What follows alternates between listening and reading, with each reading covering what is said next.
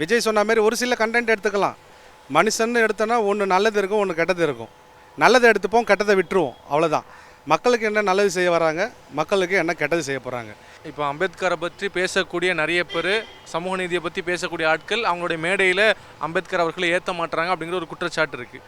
ஆனால் விஜய் அவர்கள் தன்னுடைய கொள்கை தலைவராக அம்பேத்கர் அவர்களை வச்சிருக்கிறார். அவருடைய புத்தக வெளியீட்டு விழாவில் அவரை பற்றி பேசும்போது தலித் அல்லாத நிறைய பேர் அவரை பற்றி தெரிஞ்சுக்கிறாங்க, அவரை ஃபாலோ பண்ணணும்னு நினைக்கிறாங்க இல்லையா?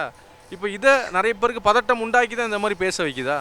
சார், அரசியலில் முதல்ல மக்கள் பணி செய்ய வரவங்க ஜாதி வாரி கணக்கெடுப்பு சொல்லாதீங்க, ஜாதியை கேட்காதீங்க. அதேமாரி தலித்துன்ற ஒரு வேர்டை நீங்கள் வைக்கிறீங்க.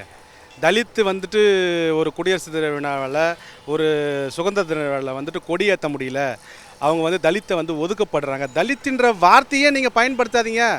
எஸ்சி எஸ்டின்னு ஏன் பயன்படுத்துகிறீங்க? ஓட்டு போடும்போது என்ன கேட்குறாங்க? ஓட்டு போடுற குடிமகனுக்கு உண்டான தகுதி இருக்கா, 18 வயசு நிரம்பி இருக்கான்றத மட்டும்தான் பார்க்குறாங்க.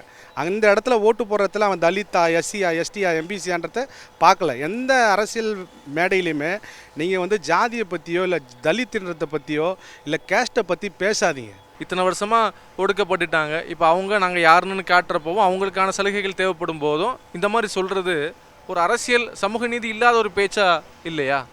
இப்போ சீமான் எடுத்துக்கிட்டிங்கன்னா அதில் எல்லா அரசியல் தலைவர்களும் நல்ல படிப்பறிவு உள்ளவங்க, நல்ல ஒரு எல்லா சமுதாயத்துலேருந்து வரவங்கள தான் சீமான் என்ன பண்ணுறாரு, அரசியலில் நிப்பாட்டுறாரு.